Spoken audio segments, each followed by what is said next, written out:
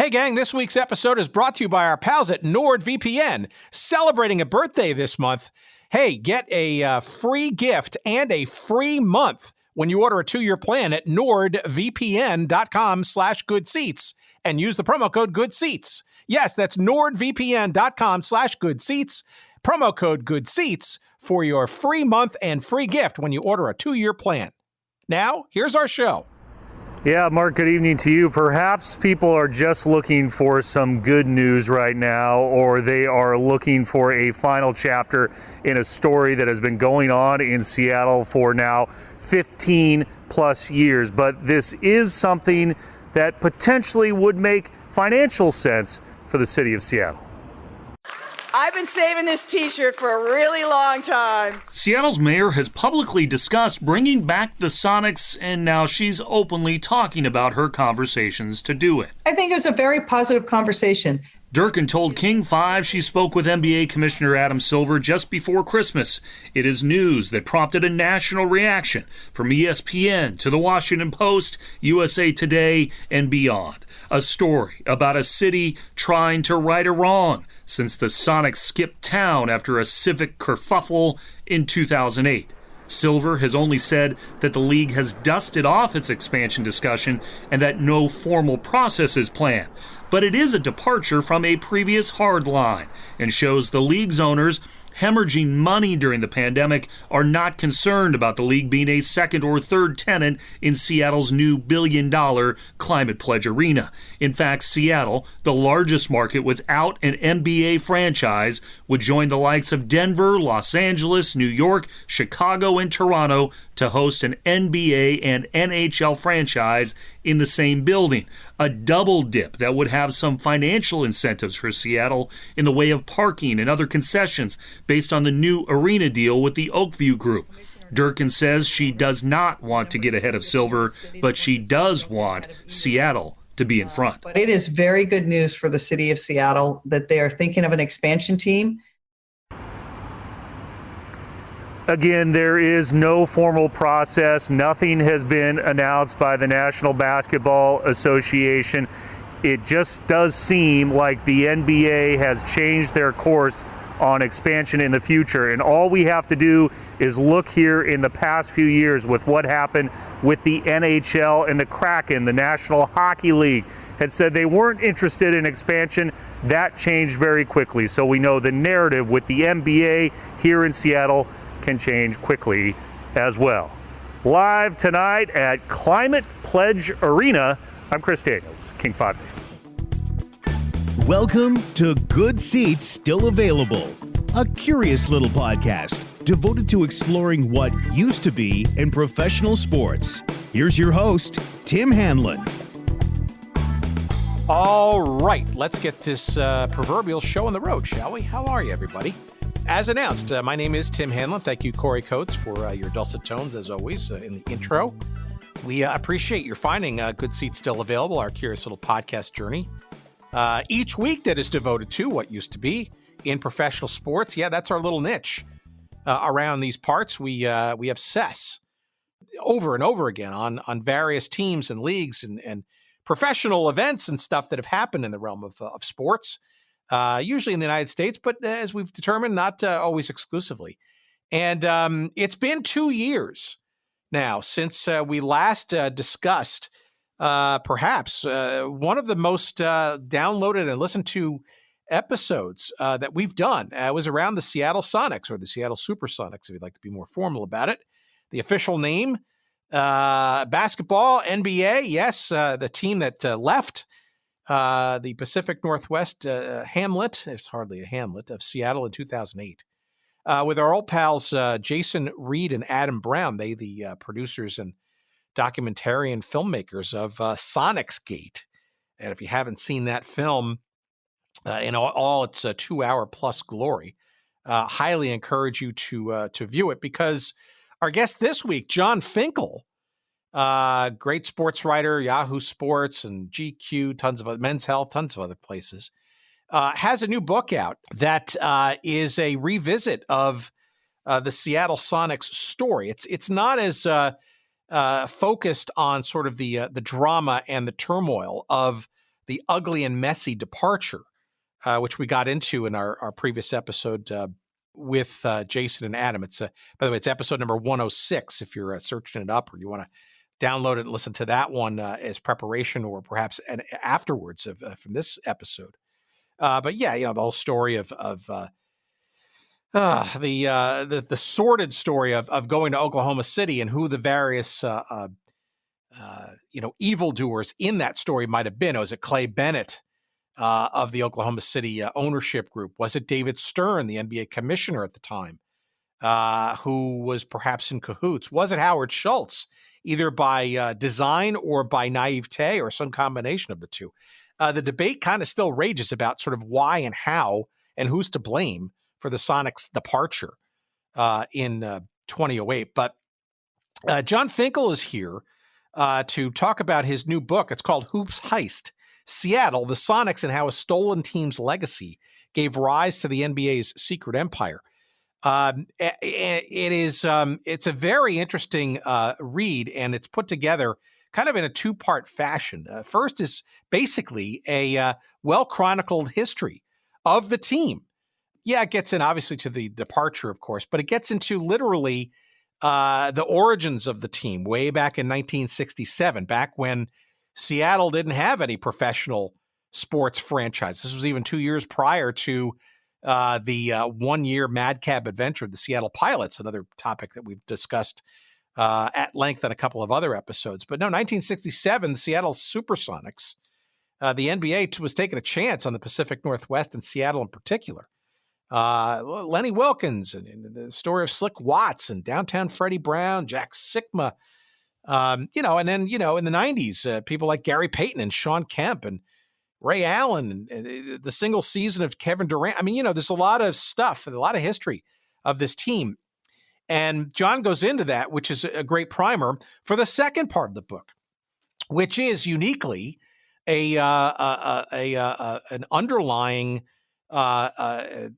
legacy of this team that can be seen throughout today's NBA. People like various Hall of Famers and key players like Jamal Crawford and Nate Robinson, Brandon Roy, Doug Christie, Jason Terry, Isaiah Thomas, not the previous Isaiah Thomas of Detroit Pistons fame. I'm talking about the current Washington Wizards star extraordinaire. And it's Isaiah Thomas. It's an interesting sort of turning point in the story because the book Hoops Heist is published by Isaiah Thomas's media publishing brand called Slow Grind Media. It's part of the, I guess you call it the Isaiah Thomas budding entrepreneurial empire. It's beyond his playing days, and he's thinking about what's going to be happening afterwards. But this is a story, that second half of Hoops Heist that Jon Finkel put together is forwarded by Isaiah Thomas, and rightly so, because there's all kinds of interviews in this book with all of those players and then some who hail from Seattle or the area and literally grew up in the shadows or as fans of, or both, of the Seattle Sonics. And the legacy of these players was absolutely rooted in their fandom as kids growing up and emulating their stars back in the day when the Sonics were running around town through 2008. And it's newly relevant, we think, as that clip at the top of the show kind of indicates. That clip came from, it was last month, January of this year, 2021. That's reporter Chris Daniels of King 5 News in Seattle, a Tegna station at last check. And that clip basically tells you the story of how perhaps Seattle may wind up getting an NBA franchise again. And I think it's in everybody's assumptions and calculations that whether that's an expansion franchise, which I think is where the NBA is kind of thinking right now, because COVID certainly has decimated the last season and maybe even this season, revenue-wise, and perhaps one of the easier ways to bring in some bucks relatively quickly is an expansion franchise. And frankly, I think, Seattle not only being first in line and owed a franchise for sure. It was part of the messy divorce process, and And Seattle would love to not only get a franchise, but it makes a ton of sense when you hear the stories that Jon has sort of put together of the current NBA roster of Seattle natives. That it just makes perfect sense to sort of bring this back onto the NBA stage and being back in Seattle. I think it's in everybody's calculus that it should be, without question, if it is a new franchise, be called the Sonics and pick up literally where the history left off. Lord knows the Oklahoma City Thunder really, yes, on paper, that's where the stats live, but should they? I don't think any sane sort of fan of the NBA would agree that it should.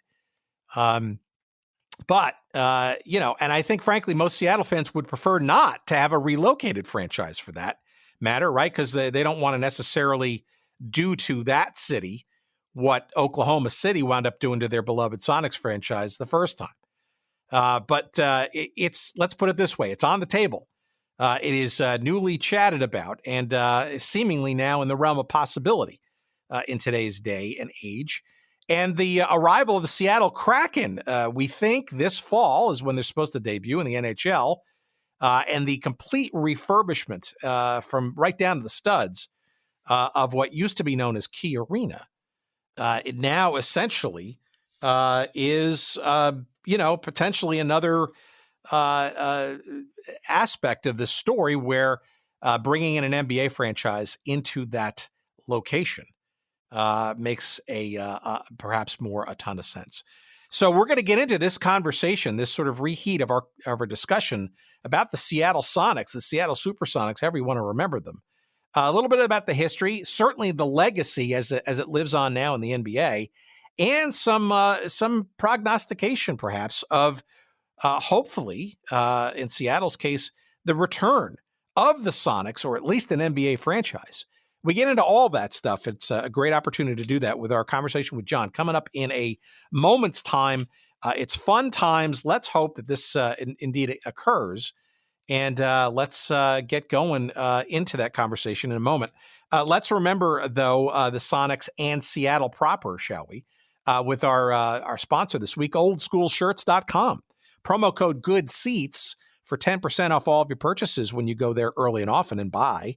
All kinds of great stuff. And, as you know, Old School Shirts is not just about commemorating old school sports stuff, but it's also commemorating a whole bunch of old school pop culture stuff. And like you can do with just about any city or any region on oldschoolshirts.com, just go to the Seattle tab, just go into cities and then click on Seattle, and you'll find a whole bunch of shirts devoted to great memories in Seattle's cultural past, like the Sunset Bowl or the Off-Ramp Cafe, the commemorated T-shirt form. There's a great Seattle World's Fair 1962 beautiful T-shirt there. Perhaps you remember buying or selling or trading various records or other media at Cellophane Square. There's a shirt there devoted to them. Do you remember the old coffee house known as Last Exit on Brooklyn? One of the sort of the premier coffee shops that sort of popped up in the late 60s in Seattle and was known around the region. That is commemorated in T-shirt form. How about the Kingdome, where the Seattle Sonics played for a bunch of years, drawing some of the largest crowds in NBA history, as well as those seasons that they played there? That's also memorialized, and a ton of other stuff. How about the Seattle Sea Dogs of the CISL? There you go. 1997 CISL champions they were. Yours truly actually at the Key Arena for some playoff games that year, if you can believe that. All kinds of great stuff commemorated in T-shirt form, high quality, of course, at oldschoolshirts.com.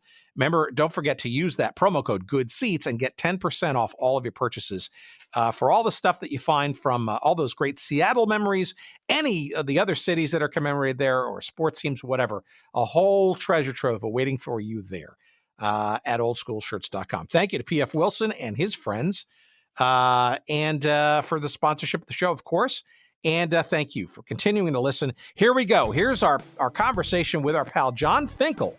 Let's get into Sonics hoops, shall we? As always, please enjoy.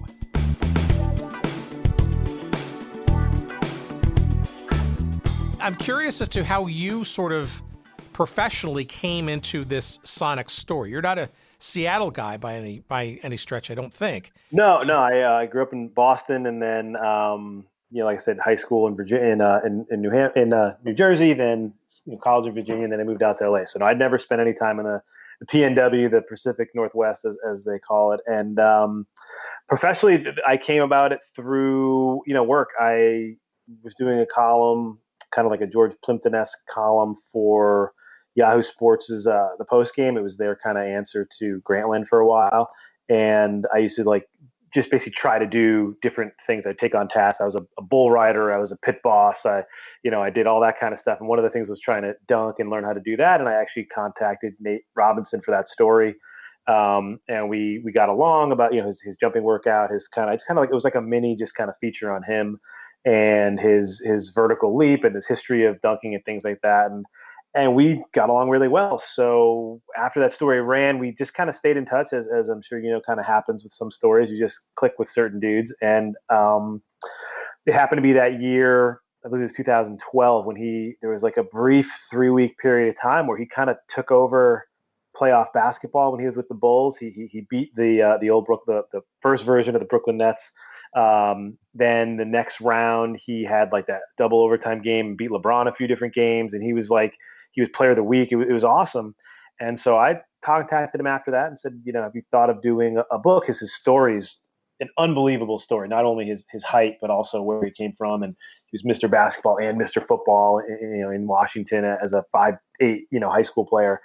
And anyway, we did his book, and I spent about a week and a half or so up there doing that. And I met a couple other people up there. While I was up there, I learned how many athletes were from that area, but not only that, how much they revered the Sonics. Like, it was just crazy. They all grew up diehard fans of this team, and it was him and Jason Terry and Jamal Crawford. And at the time, Isaiah Thomas was still at Washington, or about to leave Washington, and all those guys, and Doug Christie.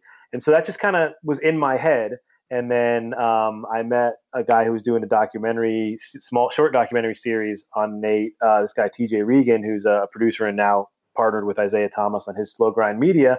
And he and I had always stayed in touch about doing a story or a book together or some big project. And when Isaiah was open to, starting up the production end of his company, he reached out and we had a couple conversations about what would be like a big splash. And I was like, it's just sitting there, but no one's done the definitive book on Seattle, the Sonics, and the team, and the legacy that they left, and the NBA players that they left.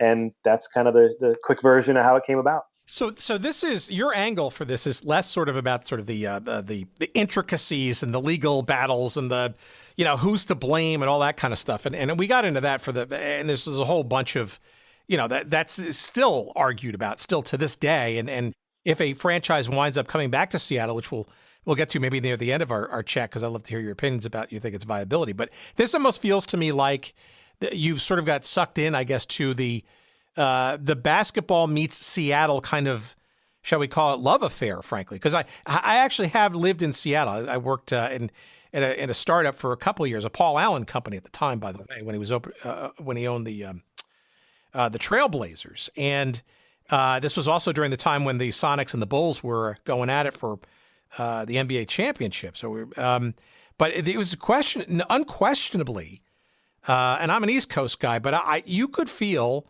a real palpable basketball culture in Seattle. And I'm not just saying it was because the Sonics were, that close to winning the world title, but it just, there's a real solid a basis of basketball heritage and culture there that, I think when the Sonics left, and maybe this is the beginnings of your story here, just kind of got ripped away, and frankly is a void that still really hasn't been filled yet since. Well, that's what was originally attracted to me about it. It was the what we kind of call loosely like the Seattle basketball brotherhood, even though now obviously with the Storm kind of a sisterhood too. But like the guys who grew up playing it, there's a real sense of passing it on and sharing it. So, Jamal Crawford grew up going to Doug Christie's camps, right? And like learning from those guys.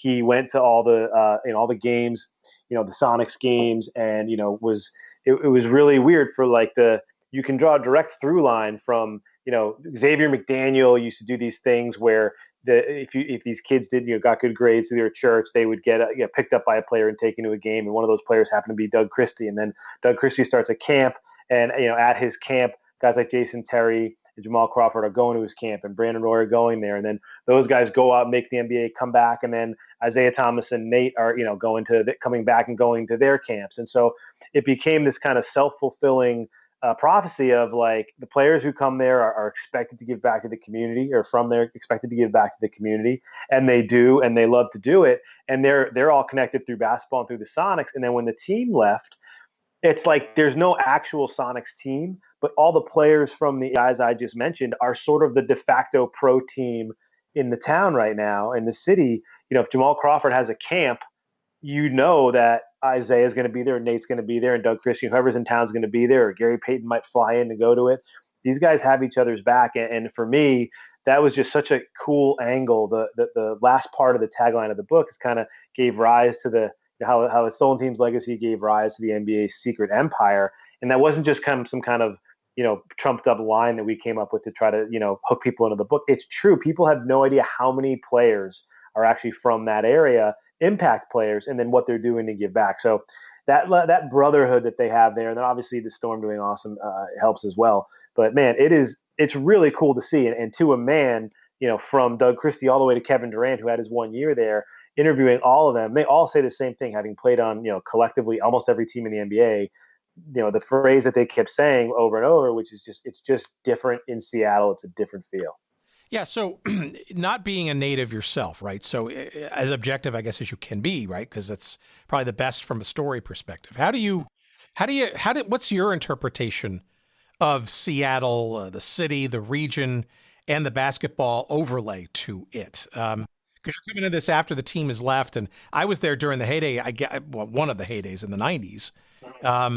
But you didn't have that sort of luxury, right? You're talking about a lot of I grew up in Boston. I'm a diehard Celtics fan, so I'm when I grew up enough time in Boston as a kid, like to know what a city feels like. Of course, I was there. My age was like the exact age after they fell off. Like my big moment, sadly, was like Reggie Lewis passing away. Like I wasn't there for all the bad ML Carr years where he was drafting nobody, and like we were not. When I lived there, the Celtics were not very good. I think Bird retired like the year we moved there. So, so I'm aware of how a city can be attached to a team, obviously, and I'm a general diehard, basketball fan anyway. So the Sonics, even being on the East Coast, were kind of a real mysterious, cool, emerald city out in the corner, northwest corner of the country. But I tackled it, like you'd said really early on, objectively of, the reader will not know anything if they're gonna, the readers from Seattle will obviously have a better understanding of the story. But I went all the way back, and I wanted to really do like the definitive full telling of Seattle basketball. And really, because the Sonics were the first professional sports team there, I went all the way back to Seattle and what Seattle was like prior to any sports teams, and what they were known for, which was basically nothing. Boeing was kind of the only thing in town, and as Boeing went, so did the town. They had no sports teams. It wasn't until they got the World's Fair in the late 60s that it even became a viable place, because they did, at that point now they had the Key Arena, but they had nothing. They built it for that. The Space Needle also built for the World's Fair, which became obviously a part of the Sonics, and that was really where the idea of being able to support a professional team came from. So I went all the way back to before they had anything, all the way to when the guys were pitching, this guy Dick Verlieb and Don Richmond were actually pitching the NBA to get a team to Seattle. Their first choice at that point was actually Cleveland, and the NBA at the time passed on Cleveland, so they went with Seattle. So that was really where I started. I went back, as they say, all the way to the beginning. Yeah, and I think that's lost on certainly a generation or two of hoops fans, that even those who do remember the Sonics, right? I mean, you're talking Seattle was probably the biggest West Coast market, devoid of a top four or big four professional sports franchise. Now, there were the Pilots in '69 for that 1 year let's call it misadventure in Major League Baseball, which we've talked about a number of different episodes, but that did sow the seeds for later arrival of the Mariners. But, circa 66, 67, Seattle was kind of this truly fertile and emerald green, field, if you will, of opportunity. And I'm just, this is also around the time, too, where the ABA was kind of getting going, too. So there was this sort of itch, I guess, from all pro sports, but basketball in particular, that there were some fertile fields to be mined out there. Yeah, there were a couple of factors going into it. That one of the big ones was that the NBA at that point had not expanded to a city that didn't already have either baseball or football, so that was kind of a big thing. The two guys who I mentioned who were pitching the team both went to USC. One of them had played a little freshman basketball, so they remembered traveling up back and forth playing Washington in college sports, and they saw how people came out for that. So they kind of used that as a kind of a guidepost of what it could be. But you're absolutely right. The ABA was, nobody knew what was going to happen, if they were going to be, absorbed, or if they were going to be taken over, if they were going to be bought out. Nobody knew how that was going to work out. And then Seattle was just sitting there. The NBA wanted to expand. But the funnier things that I found, when you do these books, you find these stories where these guys on the East Coast, especially back in the late 60s, early 70s, when they were putting those first couple teams together, there were guys on the East Coast that never left the East Coast ever. The idea of Seattle, there's several instances in the research where, the guy was told they were drafted by Washington and they thought, awesome, it's train ride down from New York to DC. And they're like, no, not that Washington, like Seattle, Washington. And people were like, where the hell is that? The country was different. It was much larger without the internet to be able to look everything up. And there was a lot less travel from a lot of there was a regional draft for East Coast players and things like that. So the very idea for some of these guys of going there, it was just almost like not a foreign country, but just a foreign part of the United States. And so when they finally set it up to do it, for some of these guys, it was brand new. And then for a couple of the guys they had that were, in the UCLA or played on the West Coast, it was more of second nature. But yeah, it was a city ripe for something. And then, of course, it's never as romantic as it seems. The first year wasn't great. The second year wasn't great, that kind of stuff. Well, I mean, I guess the general question is why basketball versus any other sport, and why that period of time? I think probably the elitist, or shall we say traditionalist East Coast establishment probably would have looked at this Seattle region as being maybe not necessarily immediately hip to the hoops game. I'm just curious as to what you learned is sort of what the dynamic was, say, versus. I would make the argument maybe hockey. Now the Kraken obviously have proven there has been a long history in the Western Hockey League and all that kind of stuff, which was itself a fairly decent competitor to that of the NHL, which itself had only had 6 teams until 1967, right? So I'm just curious as to why hoops, say, maybe versus hockey or something else. Well, it really comes down to the fact that the NBA wasn't the impetus for it happening, right? It wasn't as if the NBA was out there looking for cities to expand in actively and then had a list that they put together and did it that way. In this case, Richmond and Dick Verlieb, they both were bored with their jobs. Basically, one of them, worked for Merrill Lynch and he was just bored, and the other one was a PR guy who worked for Al Davis. He helped name the Minneapolis Lakers when they came over to Los Angeles. He helped name the Chargers, when they bought those teams. So he was into PR and all those kind of things. But they both wanted to get into basketball. They wanted to run a basketball team. So it's kind of like it was reverse engineered. I'm sure somewhere the NBA had a list of places, with Commissioner Kennedy had a list of places they might want to go to. But at that point in time, it was very much the fact that they were pitching the NBA on why Seattle was great.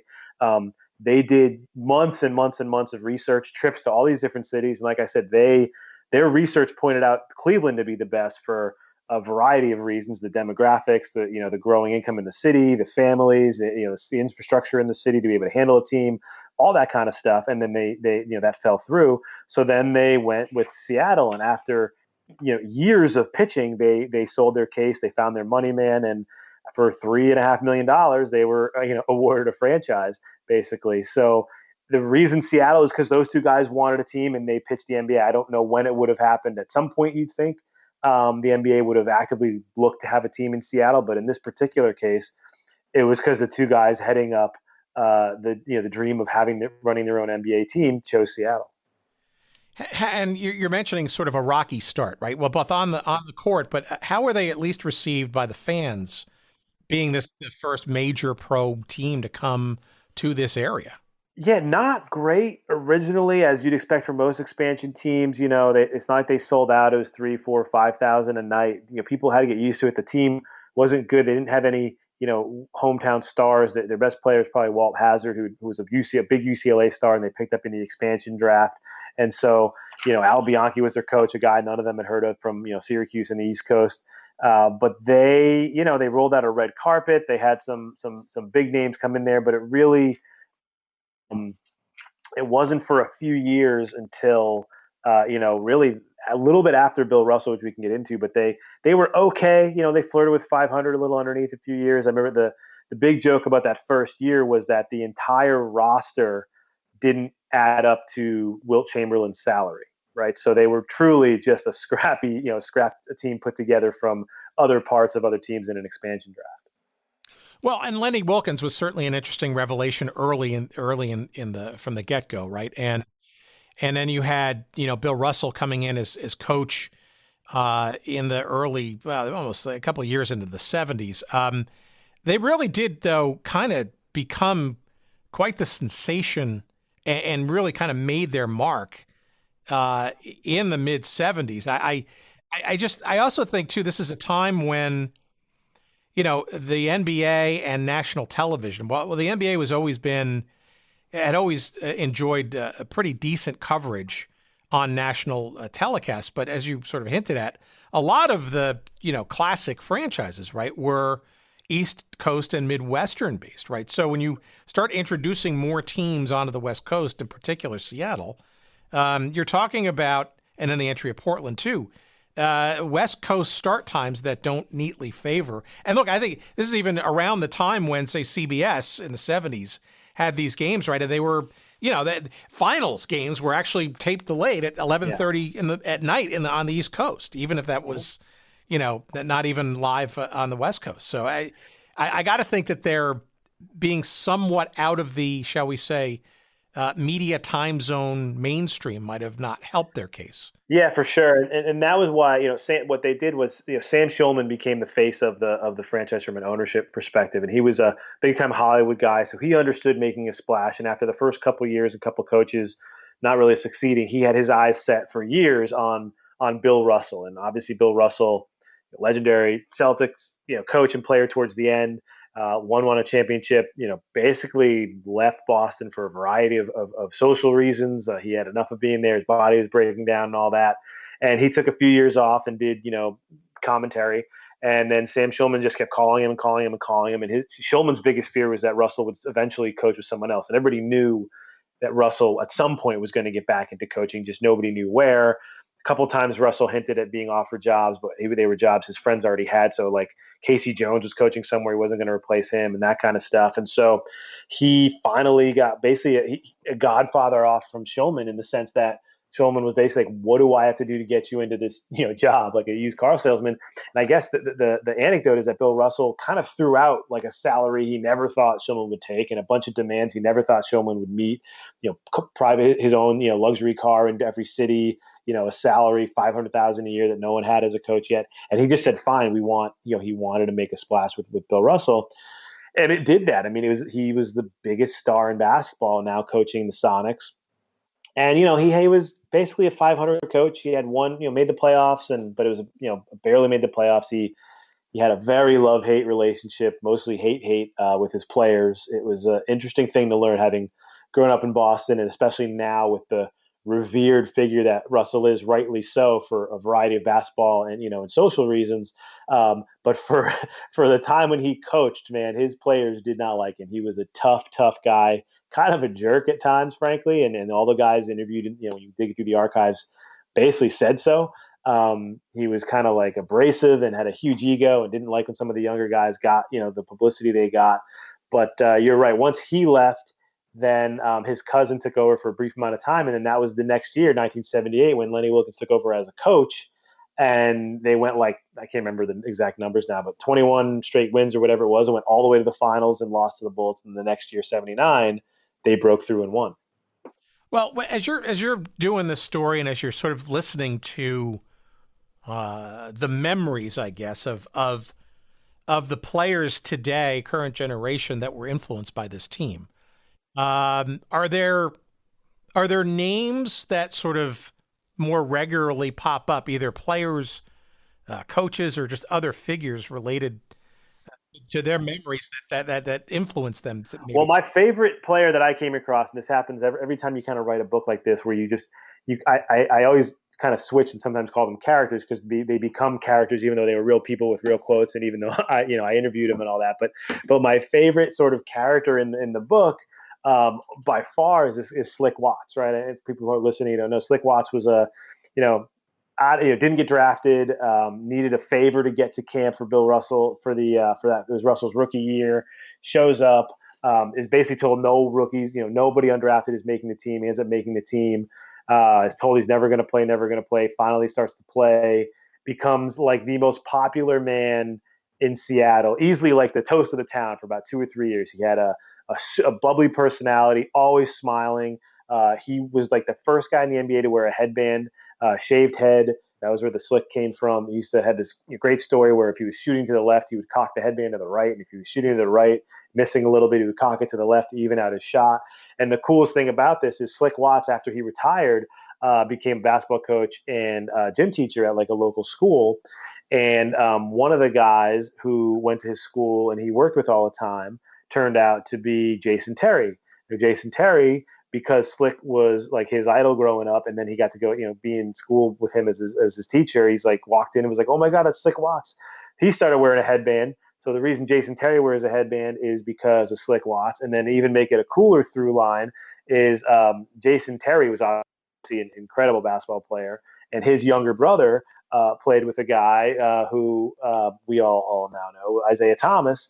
And Isaiah Thomas looked up to Jason Terry, so he wore the headband. So it's these little cool through lines where, like, Slick Watts becomes super popular in the mid 70s, for his look and his style and his smile and his headband. Terry takes it from him, and right now, you got Isaiah Thomas wearing a headband because of a guy who wore one, 50 years ago. And how did Russell brought Watts in, right? Was there a relationship somehow? Was he a cousin or something? No, it was his. I'm blanking on his name. Bill Russell's cousin was his after Bill Russell got fired. I don't remember. There's so many Bob names. Hopkins. Bob Hopkins. Yes, Bob Hopkins was his cousin, and he basically took over, and then that was when the team kind of took off. But Bill Hopkins was the coach for Slick. Made a phone call on his behalf, telling him, "You got to look at this guy." There's a great quote where he was like, "Are you any good?" And he was like, "I'm as good as I need to be. You just got to watch me." A lot of trash talking going on. Kind of got himself into camp because he wasn't drafted. I guess he was supposed to be drafted, but he was small, so no one took him. And then he just worked his way on there, and he was like, he had the key to the city twice. Like when they finally opened up the Key Arena, like he was the one who was voted to go there. He had to move because 2 fans found his house and would, hound him. I mean, he was a bona fide superstar for Seattle. He led the league in assists, I think, one year, and never an all-star, one of those local hero guys, but one of those total fan favorite type guys.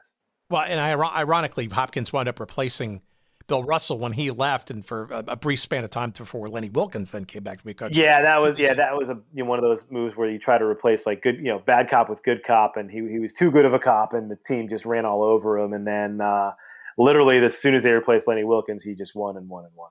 So, I mean, what is it about the team then that you sort of kept hearing? Was it sort of the style of play? Was it the culture? Was it the outsider status because Seattle was still relatively new and uncharted territory to the big bad East Coast and Midwest? I mean, or is it individual as these players that remember and internalize this team themselves? Yeah, I think there's a cool factor from there's a mysterious cool factor of people from the East Coast about Seattle, but from your question about what is it about the team there? I think that it's a pure blend of how it was that the arena opened up right into the city, especially through the 80s and 90s when when the grunge culture was taking off.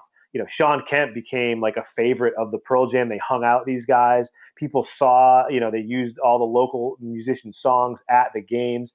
There was a real embracing of the team. I mean, Gary Payton tells stories where when they'd be coming home from road games, moms, Seattle moms would be out there with cookies and dinner waiting for them, when they landed, or to give them cookies after games. It felt like a family, and they were the thing that Bill Russell did, despite some of his difficulties getting along with his players. But his lasting legacy there was that he wanted the team to be a huge part of the community. So he started a tradition that very few teams still continue with, but he would do revolving practices where, it wasn't like once or twice a week, but pretty regularly, several times a month, the team would go practice at a local high school. And the high school kids, anybody who was in high school could come watch them play. They would give a talk afterwards. And he wanted the team to be accessible and part of the community. He didn't want them to be, other, kind of these big time basketball players. And all the players did that all the way through. And when you talk to, like I said, Doug Christie went to these games, Jamal Crawford worked at Key Arena, sold popcorn, you know what I mean? Like, he was one of those guys around there.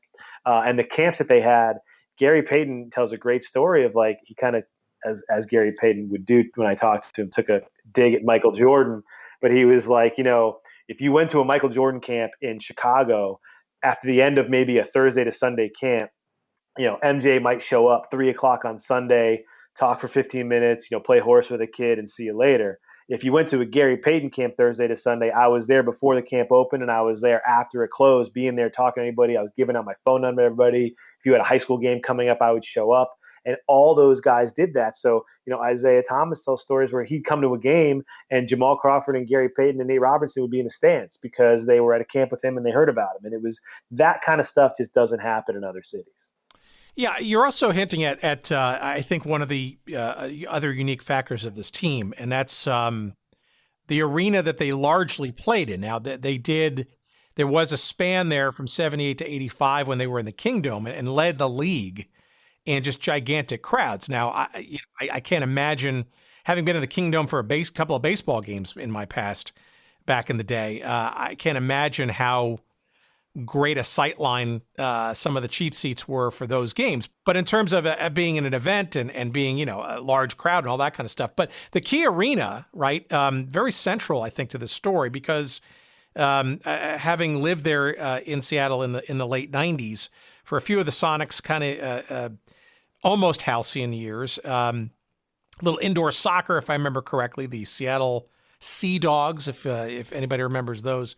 But it wasn't the largest facility in the NBA. Let's put it that way, and that's crucial to the sort of the denouement of the story in a couple of minutes. But it was cozy, but also there was sort of a kind of a comfort to it. It was unique in that it wasn't, the biggest in the league, and it almost felt like it was a bit more intimate. But maybe I'm just projecting there. No, you're right. The players all said that it felt like a college crowd for the guys who had played at a school that was a big basketball school. It did feel intimate. It felt like after the game was over, all the people stayed around the stadium to hang out. There was a great kind of nightlife afterwards. All the players said, like, it becomes a secret in the NBA when they had the Sonics there was that it was one of the favorite places for players to travel. It was even with the rain and all that, but it was a beautiful place to be. The food was good, the atmosphere was good. So yeah, the Key Arena was big, especially those '90s teams. George Karl said for sure it was still his favorite time as a coach was those 7 years that he was there. And a lot of the players, when they showed up, when I asked about what it was that was special, they mentioned the arena, the sound, the electricity that was there. And of course, when you're talking about that stuff, you have to get fortunate with certain personalities and certain players. And for a little while it was X-Man, but then you really had for those '90s teams where they kind of became the other iconic team of the era with Kemp and Payton. And I think that the lore of those two guys in the city, they both, Payton lives in Nevada now, but Sean Kemp's always there. They're both have embraced their time in Seattle. They've embraced the fans. They've kind of become ambassadors for bringing the team back at some point in time. And even Kevin Durant talking about his last year there, you almost feel, I was expecting him to, not so much that he'd have any bitterness about it, because he didn't have any of that at all, but it was this, he had that connection. He's like, I was the face of the team, even though we were leaving, and the fans still loved me. It was the owner that they clearly were able to separate from. So there was a nuance there as well.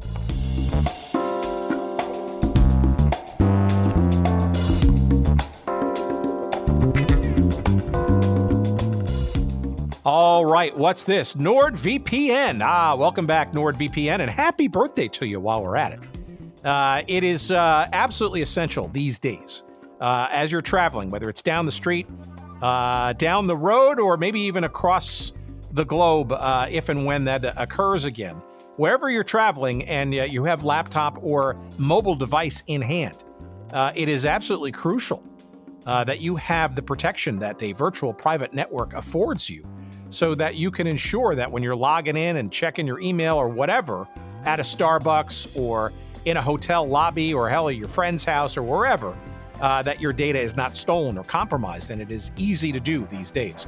And the benefits of a VPN are numerous for sure. And NordVPN is absolutely, without question in my mind, the best virtual private network offering that's out there. And to celebrate NordVPN's birthday, they and we have a special offer for you. You order a 2-year plan from NordVPN at nordvpn.com/goodseats and using the promo code GOODSEATS, you're going to get a free extra month just for doing so, as well as a free gift. Now, I don't know what that free gift is. I'm assuming it's going to be good. And I will tell you that the service that NordVPN offers is absolutely tremendous. They've got super fast servers, I think over 5,000 of them now in nearly 60 countries. You want to access your Netflix and favorite entertainment websites from abroad or elsewhere with the protection to make sure that your user information is not stolen. VPNs are going to help, and NordVPN's the best way to do it. There's a 30-day money-back guarantee. If you're traveling at an airport or a coffee shop, it's tremendous protection. It is probably the fastest connection that I've seen of any of the VPNs that are out there, and I will tell you, it's basically flawless. They've got servers in Europe, in Africa, in South America, in Canada, all over the place. 24/7 customer support. You can load up to 6 simultaneous connections, and it's double data encrypted for increased anonymity. And it works on all the platforms, whether it's Windows, Mac OS, Linux, iOS, Android, you name it.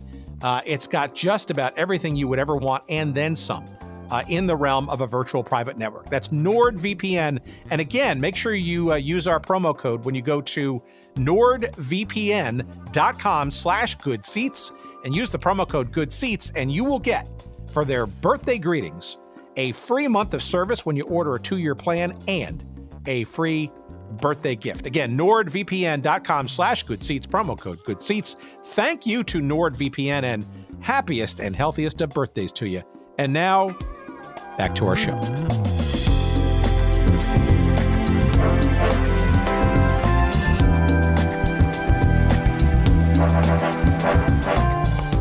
Well, let's talk about the ownership, because there were sort of 3 distinct sort of periods there. And I don't know if the history and the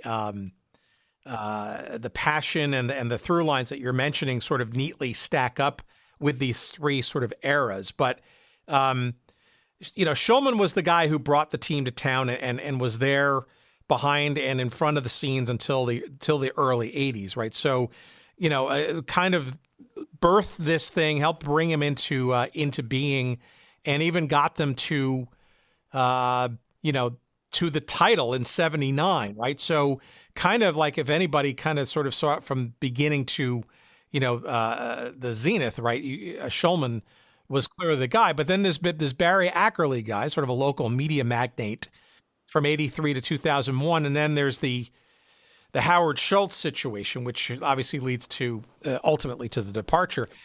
Any pros and cons or distinctions between these 3 eras of ownership, and I guess either in terms of the players as well, and the feeling, the familiarity, or the familialness, I guess, of the team and all that kind of stuff versus some of the others? Because in the background of all this, right, is that the NBA is becoming the big bad, monstrous business of the NBA at the same time, right? So Yeah, there are distinct. Like Schulman regretted selling it almost while he was selling it. He just happened to, as I kind of put in the book, like he was a Hollywood guy first. He never actually left. He went to almost every game, but he kept his houses in LA.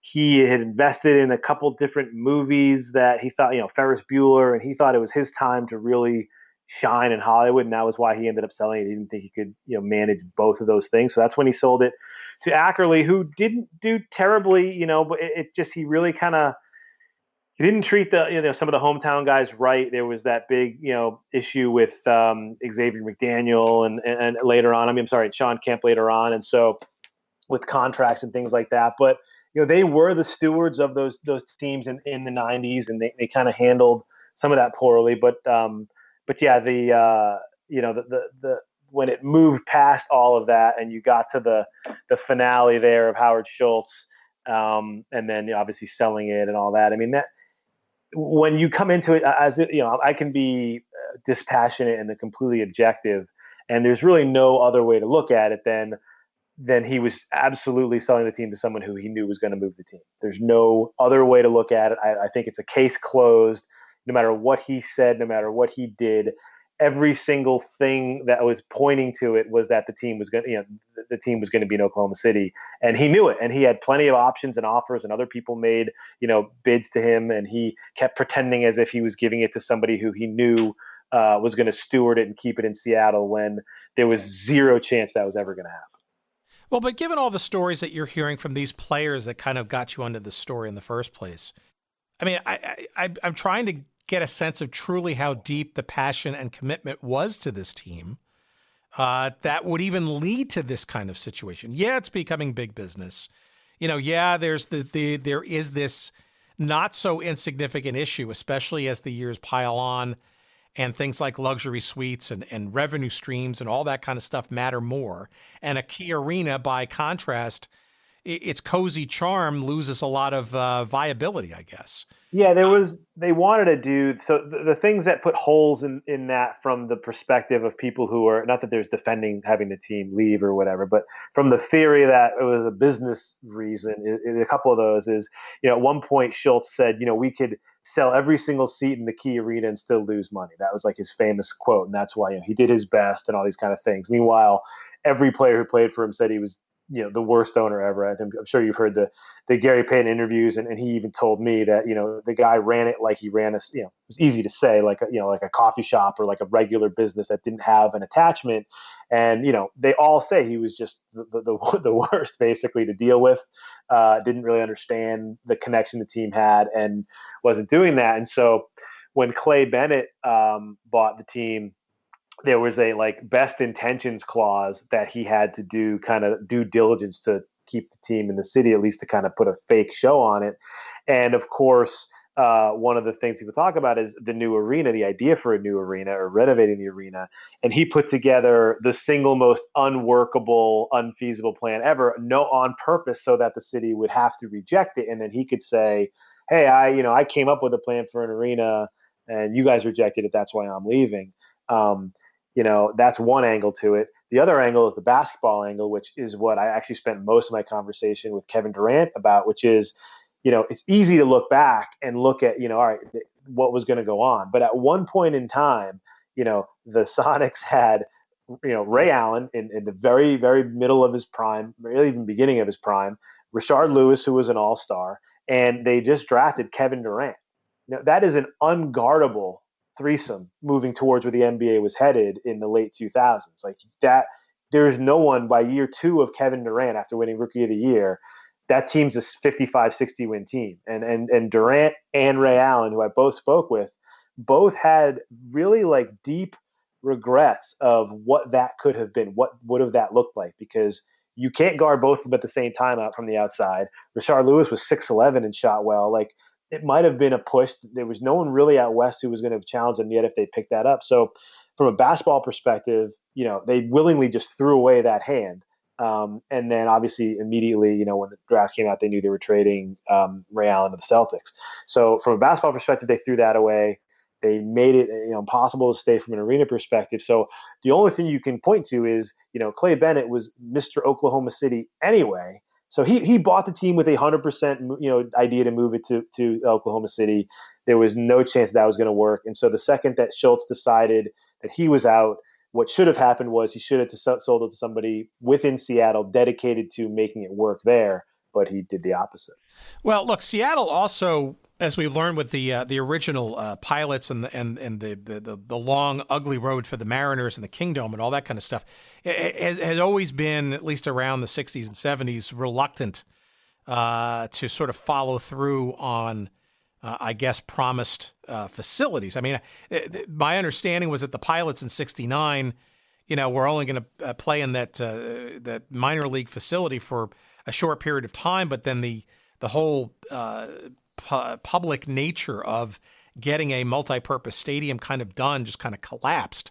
And that wasn't ultimately the reason, but it certainly didn't help Seattle for years later to even get a whiff of possibly getting a baseball or football team, Seahawks.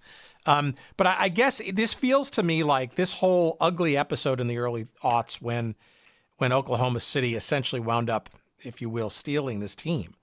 It almost feels like this was truly, an arena-driven and economically driven situation where you're talking about it wasn't for the lack of basketball, right? The hoops were pretty good.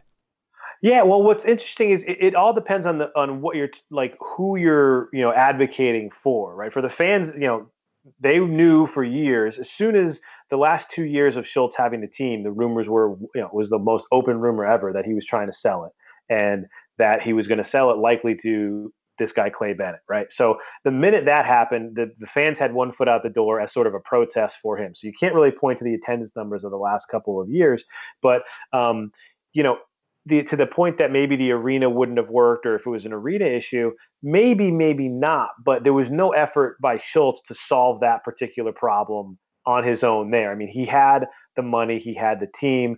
A couple of the guys that I talked to, a couple of the NBA guys that I talked to who played there from there, basically were like, he could have, look at all these owners that have either done financing and done all these things and done to keep the team there. And also when he was going to sell it, there were several local ownership groups. A few of them had some of the players who had played there involved in them, willing to step up and buy it. And I think if there's one thing you can point to, other than the fact that Schultz and players didn't get along, but if the one thing that really, really pisses people off is that there was one person who, if he could have sold it to, was 100% going to take the team to the city he was from. I mean, Clay Bennett was Mr. Oklahoma City.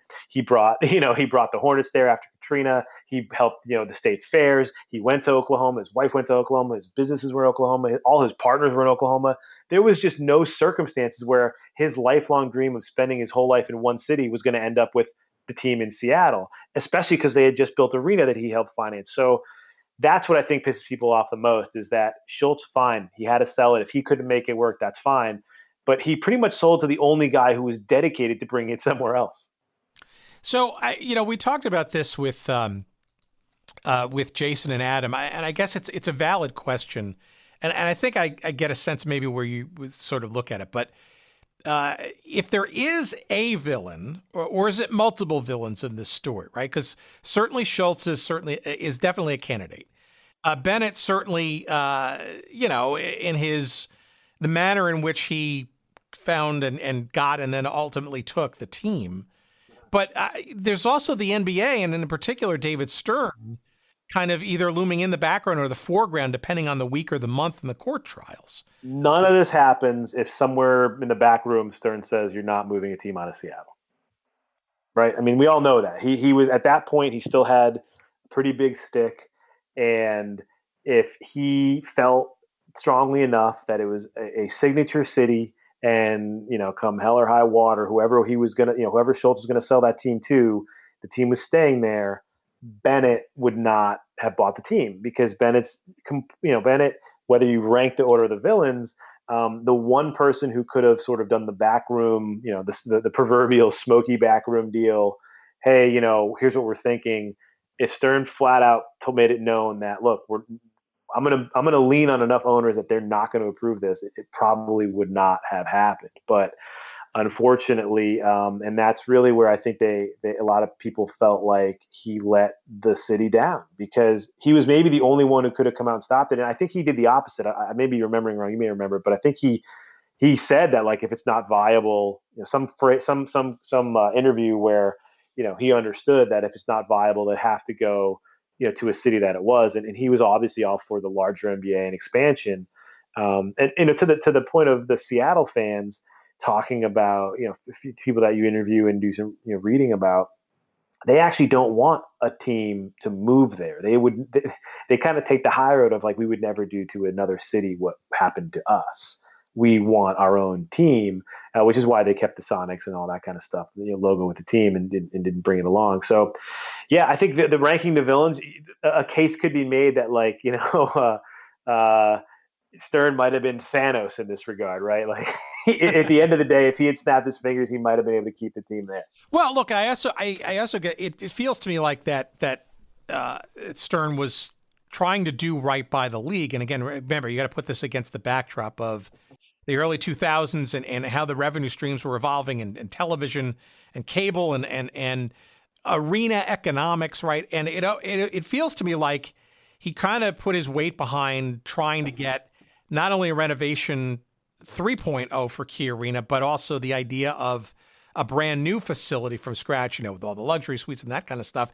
And when or because of it not sort of coming to be, or not looking like it would happen anytime soon, it almost feels like that political capital that Bennett sort of immediately got by housing the Hornets in a desperate and emergency situation almost feels like it's almost like a favor being called. And if I'm Stern, it looks like it's just such a clean and incrementally,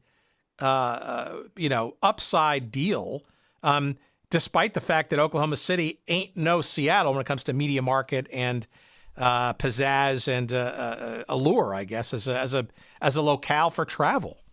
Yeah, it seems short-sighted looking back. And like you said, there was so many factors going on. I mean, there was no streaming, there was no social media, there was none of that ad revenue. They had just started kind of pushing into, China and some of the other places that they were doing. And, Kobe was, the league was in that spot where LeBron wasn't LeBron yet. And Kobe was, it was still Celtics, Lakers, those years especially when Ray Allen went over there. So the league was in a completely different spot. And you're right. He definitely threw his weight behind the good of the league in terms of the more updated arenas, the better. But the thing that happens with Bennett that's interesting is there were ways that the NBA probably could have done better by both teams, right? Like, you can promise Oklahoma City the next expansion team. You can do all these things.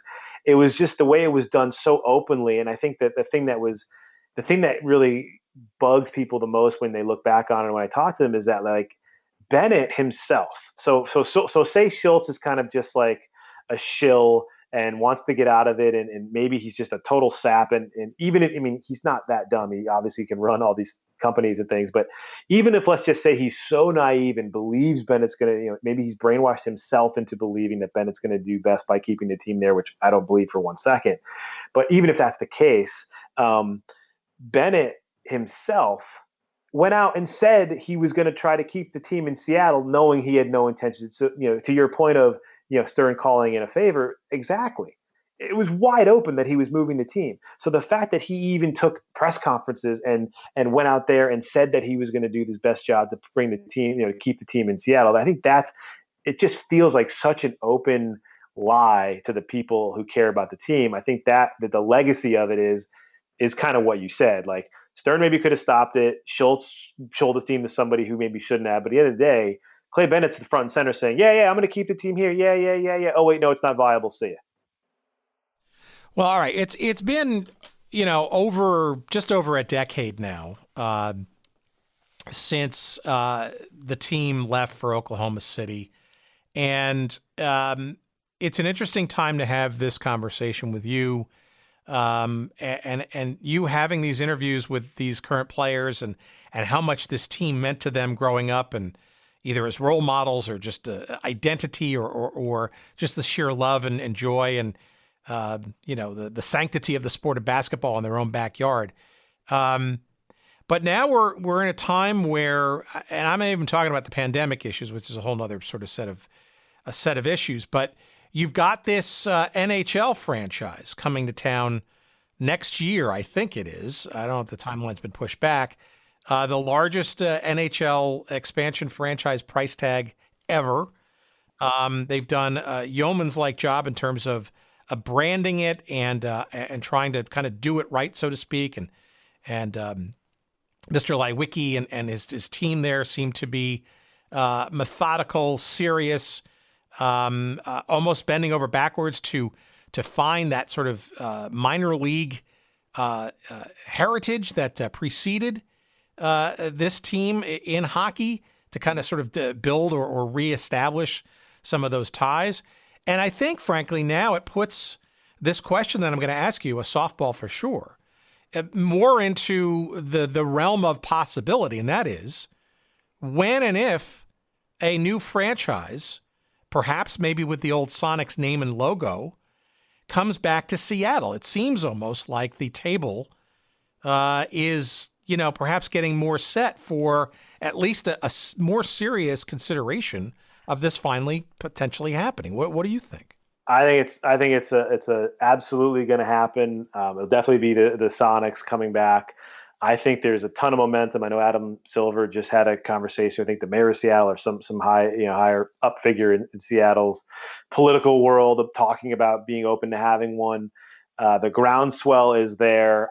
I don't know that, I know the NBA has lost a lot of revenue from, obviously from COVID and some other TV factors. And, an easy way to raise revenue and have owners get some money in their pockets is to sell the rights to a brand new franchise over there. So it's an easy win to do that.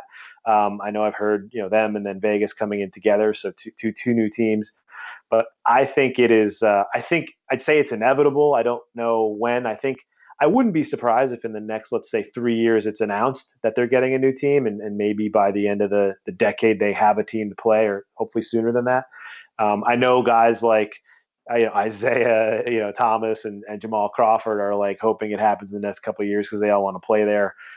It's funny, of all the guys who grew up in that area, the only one who kind of has the triple crown of doing that, actually, funny enough, is Detlef Schrempf, right? He transferred over from Germany and played basketball in high school there. Then he played at Washington, and then he spent obviously significant time in the 90s with the Sonics. So he's the only one who has the full suite of experience of playing in high school, college, and pro ball in Seattle, and he's a huge advocate for it. So I think they're coming back.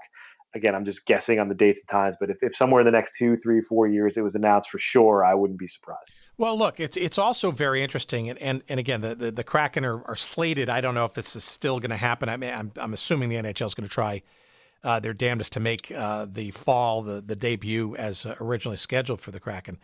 But here's the highest irony, right? The arena that they're going to be playing in is, wait for it, the former Key Arena, now known as Climate Pledge Arena, right? And so the ultimate irony of this, and obviously hugely renovated and completely, almost down to the studs, right? But this is not like, a complete Wizard of Oz scenario when there's a brand new, new modern stadium. And I mean, it will be modern, don't get me wrong, but I'm saying it's literally in the same footprint of where the legacy of much of the previous team gained its glory, right? And a lot of these so you use the term, and I keep borrowing it, and I will keep doing so liberally until I'm told otherwise, this through line, right?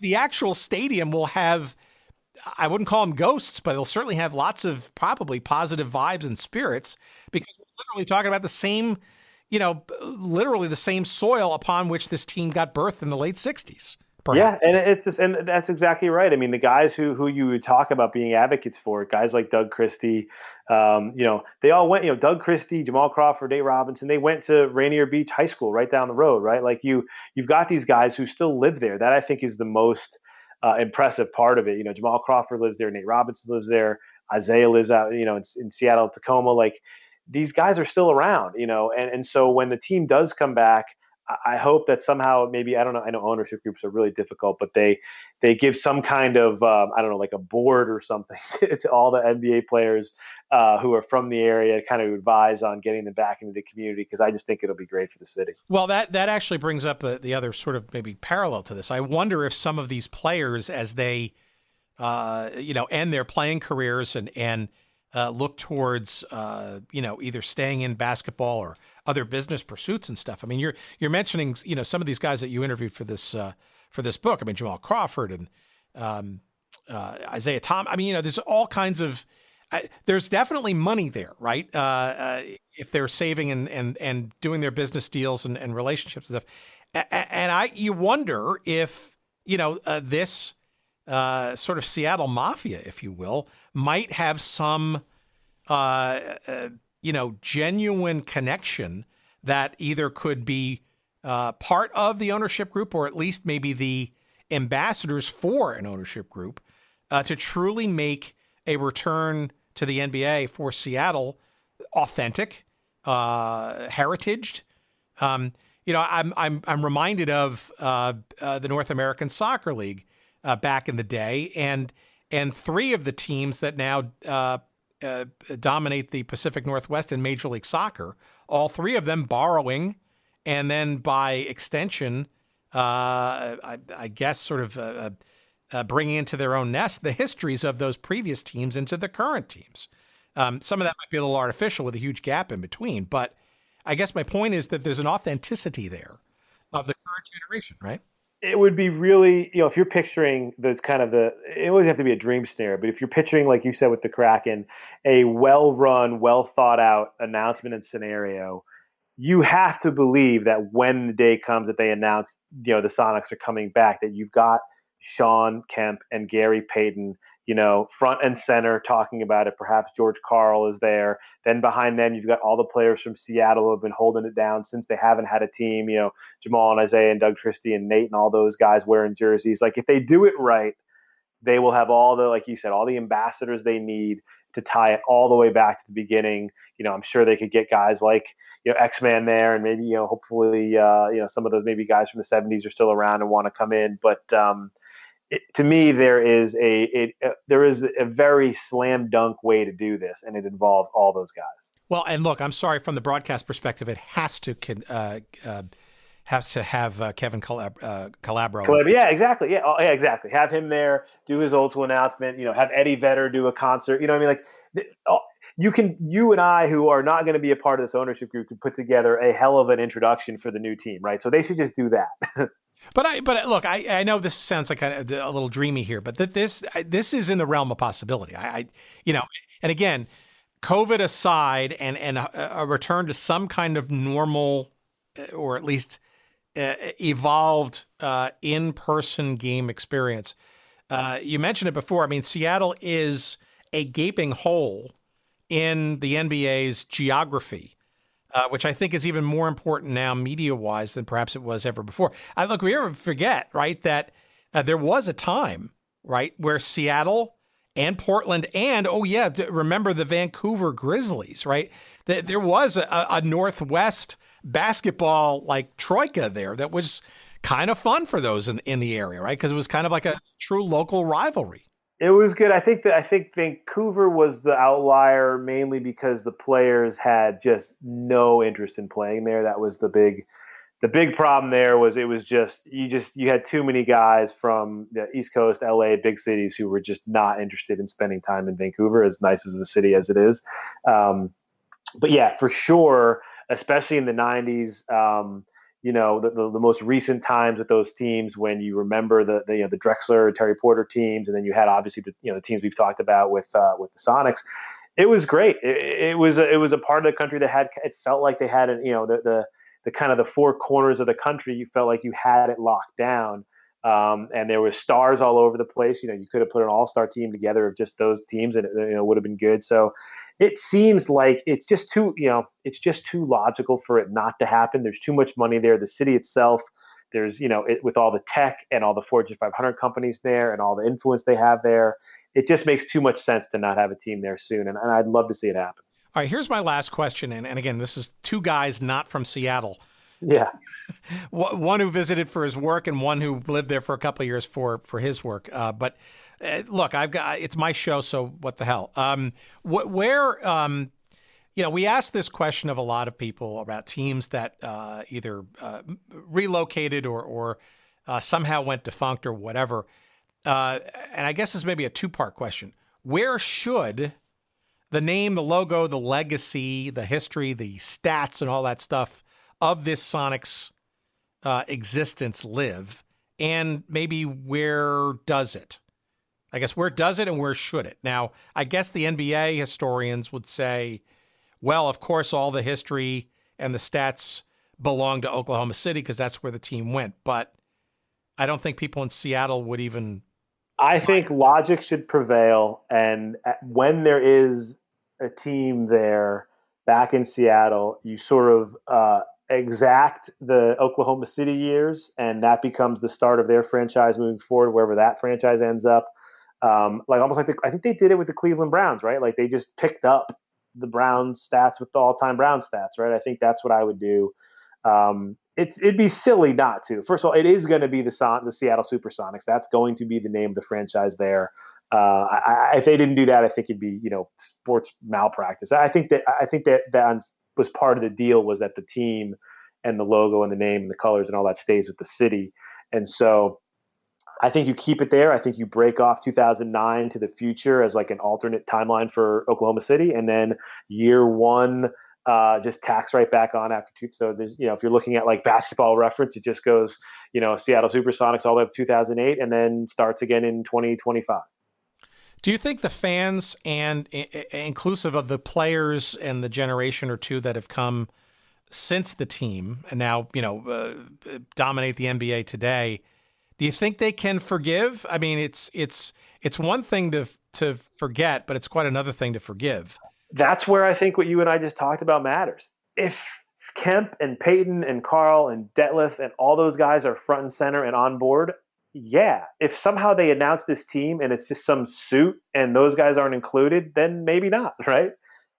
Yeah, I mean, look, it would seem that even from a business perspective, right, or especially from a business perspective, it would be it's nothing but accretive for the NBA to bring that team, that logo, that essence, that history back, and to a new generation of fans that have already, they embody this team and and never forgotten it, right? And it's almost sort of perfectly made. There's always that maybe a new franchise and greener pastures will can eliminate the hurt. People. Listen, if I had $5 billion, I was heading this thing up after I secured the franchise, my next calls would be to like the top 20. I'd call Ken Griffey Jr. Like every Seattle icon, I would call and get on board, and I would make this a grand homecoming as opposed to like a new thing. It's like, the Sonics are back. I would pay these guys to be the ambassadors. I would give them courtside seats with them and a guest from Seattle. Like I would embrace every part of the return as opposed to trying to start something new. All right, so you and I have a pact then, so that when this is announced and the first game, you and I are both going to be there somehow. Some way, I'm in. Yeah, that works for me. All right, so chance to promote. Let's talk about this book. Maybe also talk about the imprint, because I think that's important too, as well as your other stuff, because this is not the only thing in your life, writing wise.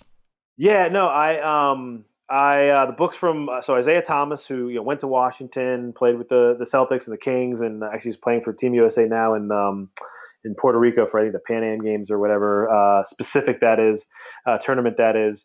He is the founder, along with my buddy TJ Regan, of the Slow Grind Media imprint, and this is the first book from that. And so we hope to do a bunch more. I can't reveal which one we're doing next just yet, but we're going to be doing at least 2 or 3 more of these. What's the zeitgeist of Slow Grind as an imprint? Is there any? Slow Grind, Isaiah had that kind of as a mantra for him. Always, last picked in the draft when he got drafted, where it's never come easy for him. It's just kind of always the slow grind mantra for him is always working hard, just keep putting one foot in front of the other. And so he has an apparel company with that name on it, and so the next step was he has a short form documentary on him that's kind of done 2 or 3 times a year by TJ that's called Book of Isaiah. And so this is kind of an outpouring of that, or an extension of that, I should say. So that's where the Slow Grind publications came from, is from the Slow Grind media arm. So we started our own book imprint to do these kind of books, kind of the stories in basketball that need to be told, that combine that with Isaiah's passions, Seattle, the Sonics, scoring, some other players and things in the NBA that we're exploring for our next project. And then the book's Hoops Heist that's out. It was officially endorsed by a lot of the guys that we talked to, Kevin Durant, Gary Payton, Jason Terry, a lot of those guys who were involved with it. We talked to almost every big name Seattle basketball player we could get a hold of in there. The book is really 2 parts. Part 1 is like the franchise, and it's the history of the franchise from before there was a franchise all the way to it leaving. And then part 2 is the legacy, where it's talking a chapter on a lot of the guys that are in the book and what the team meant to them and how it affected their pro basketball lives. So that's the book. Yeah, head out and get it. If you do go out and get it, tag me, the screenshot, or you holding the book on social media, Twitter and Instagram at Jon_Finkel. And I have a bunch of cool book plates signed for anybody who buys the book. And me and Isaiah have other things going on as well for giveaway as well. So make sure you pick it up wherever, Amazon or Slow Grind, or wherever you buy books.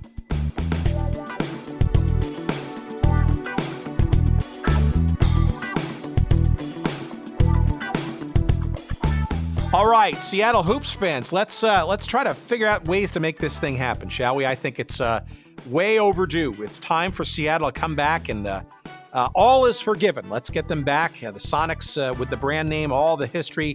Let's bring them back to Seattle. I think it's high time that occurs, and whatever we all can do to sort of make that happen, we are all for it for sure. All right, let's make sure that you learn more about Jon. So Jon Finkel's website is Jon Finkel. That's Jon Finkel, Finkel, jonfinkel.com.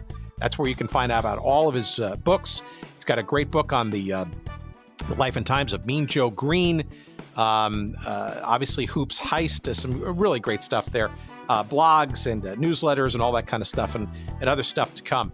Found for you there at jonfinkel.com. You can follow Jon on both Instagram and Twitter at Jon, Jon_Finkel, Finkel, at Jon_Finkel, both on Twitter and on Instagram. And the book, again, is Hoops Heist, Seattle, the Sonics, and how a stolen team's legacy gave rise to the NBA's secret empire. And again, it is published by the Isaiah Thomas-backed imprint known as Slow Grind Media, the first of, as you heard Jon mention, many books to come and other kinds of media to come. And it's a great way to, I think, get this imprint off the ground. It is available wherever fine books are found. Of course, you can find a link to it, and it takes you to Amazon from our website at goodseatsstillavailable.com. Just search up this episode, number 203, with Jon Finkel. And you'll be whisked away to Amazon to purchase it and get it delivered probably within a day or so if you're an Amazon Prime member. I believe you can also get it in Kindle form too. Sure, you can start reading it right away. Why not? But also, if you want to order it directly from Jon, I believe you can do that too from his website. And by doing so, you can get a nameplate addressed to you in thanks for buying the book directly from Jon and from Slow Grind Media as well.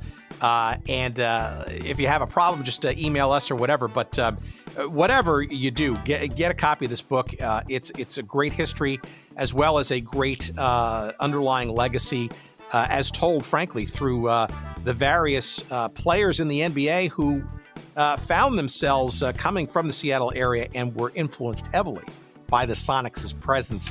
And you could make the argument to have a vested interest, at least psychically, if not potentially financially, in seeing Seattle get an NBA franchise again, and maybe in particular named the Sonics at that. We're big boosters of that concept, and let's all try to make that happen, shall we?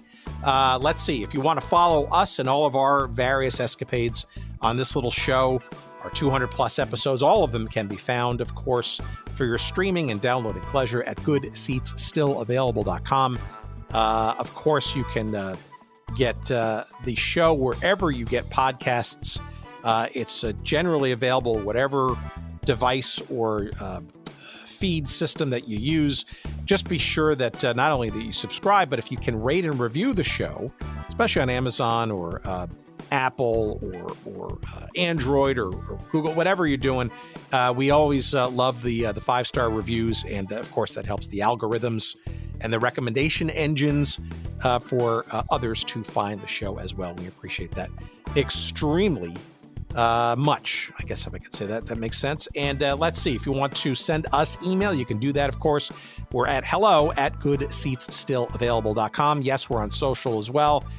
Twitter is probably our most active. You'll find us at Good Seats Still. We post once a day or so on Instagram. That's at Good Seats Still Available. We also publish fairly regularly on our Facebook page. Just search up Good Seats Still Available. You'll find us there as well. And yes, we've got a newsletter as well. We send out about a day or so ahead of when we drop each episode, give people a little bit advance look or listen to what the show is going to be this week or this coming week.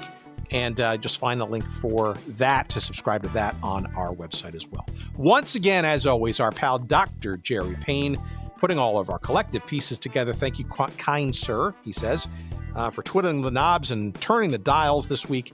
And we appreciate that as always. Fine, sir. Thank you. And we also appreciate your listenership.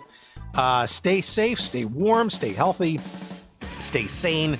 Hope we were able to distract you a little bit this week. And kudos to all of you for hanging in there. And we'll see you next week. Thanks very much, everybody. Bye-bye. So welcome to the game. Ladies and gentlemen, shout the name. Seattle SuperSonics. Our basketball bionic. And Gary Payton was on. Bounce pass off court to Sean.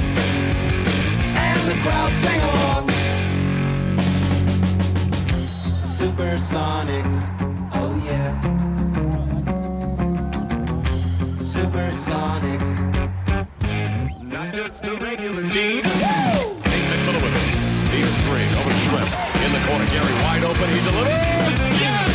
Gary Payton hits the three. Ay, caramba! 15 seconds to play. Deadlift with the baseline J. Up court, fast break invaders. The slam dunk terminators. Fans can rattle the roof. Nothing but net, big smooth. 5 guys in a groove. SuperSonics, oh yeah. SuperSonics. Not just a regular team. Get up, Rain Man, and think of good. Golly, is that kid strong? Oh, it's getting weird in here. Oh, Alibaba. Nobody knew the voodoo like you do. SuperSonics, oh yeah. SuperSonics, oh yeah. SuperSonics, oh yeah. SuperSonics, oh yeah. SuperSonics, oh yeah. SuperSonics, oh yeah. SuperSonics, oh yeah. SuperSonics, oh yeah.